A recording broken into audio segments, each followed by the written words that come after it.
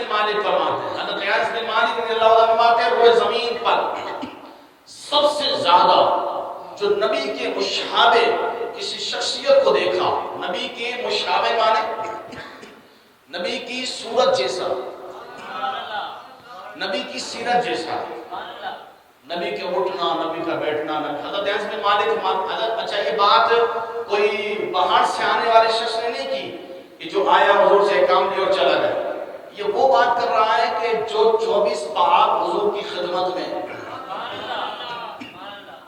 حضرت انس بن مالک جو 24 پہر حضور کی خدمت میں، حضرت انس بن مالک فرماتے ہیں میں نے سب سے زیادہ وہ زمین پر اگر کسی کو حضور کے مشابہ پایا ہے نا وہ امام حسن مجتبی ہے۔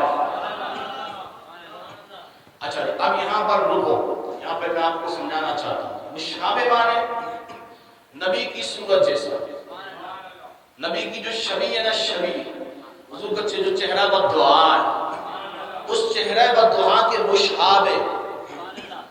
کیونکہ بیٹا اپنے باپ کے مشابہ ہوتا ہے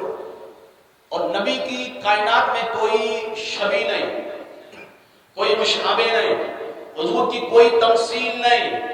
حضور کی کوئی مثال نہیں، حضور کی صورت جیسی کسی کی صورت نہیں، حضور کی سیرت جیسی کسی کی سیرت نہیں، کیونکہ حضور کا اٹھنا بھی قرآن، حضور کا چلنا بھی قرآن، حضور کا دیکھنا بھی قرآن، حضور کا بولنا بھی قرآن۔ حضرت انس بن مالک فرماتے ہیں اگر ہم نے کسی کو حضور کے مشابہ پایا،